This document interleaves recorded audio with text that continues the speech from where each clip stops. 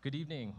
My name is Dr. Steve Bischoff, and I serve as Associate Director for the Office of Multicultural Student Services, a retention counselor for our Asian American Pacific Islander Student Center, and coordinator for our Smart Start program. During the next few minutes, we have 4 students that will be taking the stage to say a few words on behalf of their fellow graduating seniors. And to start, it is my honor to introduce you to Tillie Torpey. Tillie Kiani Torpey is an enrolled member of the Coeur d'Alene tribe and is also a descendant of the Navajo and Rocky Boy Cree nations. She is also a mother, indigenous epistemology researcher, educator, and so much more. Before attending Washington State University, she was raised on the Coeur d'Alene Indian Reservation about 45 minutes northeast of Pullman. Living on the reservation, Tillie considers herself fortunate to have been raised in direct contact with tribal customs and beliefs around the Longhouse tradition and the love for her people. With these traditions and her degree in elementary education, she intends to revitalize her people's language and many cultural aspects through the gift of teaching. Please help me welcome Tillie to the stage.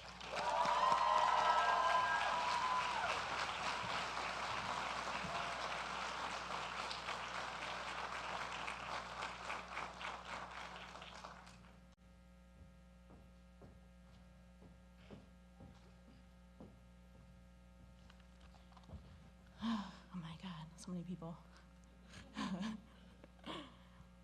Ahes toisen queets quehis locklocks, he squeeze que quees ta trium, chin tel shtuumsh, he nunet que Veronica Torpey utlin pipet, que George Torpey hin chayet, que Bessie Kiani, utlin silet, que Harvey Begay, hin kinet, que Lydia Nomi, utlin pipet, que Ronald Torpey, linlemsh.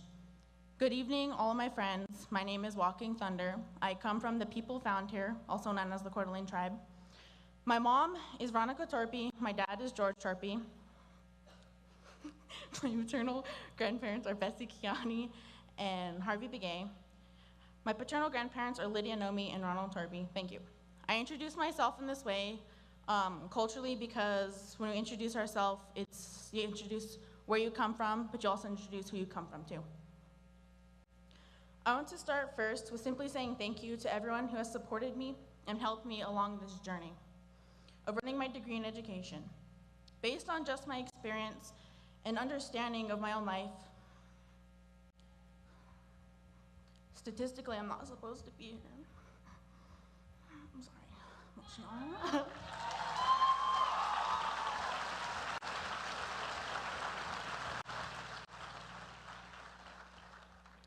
Statistically, I should have failed by now. In this realization, it drives and motivates me to not only prove that a statistic does not define me. In this realization of making a statement as a mom and as a Native woman, I can do anything no matter the circumstances and difficulties that I face. It's important for my kids and people who look up to me to know that they can do anything no matter how impossible something may feel. As my experience here at WSU, I can honestly say it was a life-changing experience for me going through the toughest and most beautiful times of my life. I would say it was especially the hardest when leaving my daughter with my parents and not being able to see her every day, simply because I couldn't afford daycare. My first year here was the most difficult from not only the perspective of a parent, but also learning how to interact with the diversity of people here and learning how to be a good student. All my life, I lived on my tribe's reservation, where there isn't a lot of diversity and not a high expectation in being successful in our education. So coming here, it was a big step because honestly, I was the only Native person from my class to go into higher education. And I'm beyond thankful to be where I'm at and where I'm standing. My first year here, I thought I could do everything, and surprisingly, I did a lot. When I think about it now, I was crazy for how much I got involved. I became president of the Native American Women's Association. I was learning how to dance with the Samoan student organization, MOS. I was in a couple programs, one of them being the McNair Achievement Program, which is an undergraduate PhD preparatory program. So when I think about my first year and the remaining 3 years, I was literally going to class, studying, planning events, having fun with different clubs I was a part of, researching every time of the day, probably started like 8 a.m. or even 7 a.m., sometimes even 6 a.m., and ending at 5.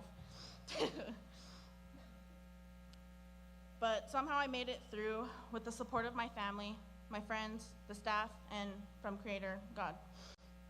I was constantly busy, and I think the last 2 years I took 21 credits each semester. I was pretty busy. I don't know how I did it, but I'm here now. As for the Native Center, it was a big relief being able to make friendships and to be involved with people who are like me. The first couple of years was the hardest, but what the center provided for me was a family and a home. It made the transition of being a Native student here so much easier, and I'm thankful for that. So thank you to the staff and students of the Native Center, but also MSS and just all my friends, my family. I know that without the center, my experience here would have been a whole lot different. That's all I got. Go Cougs!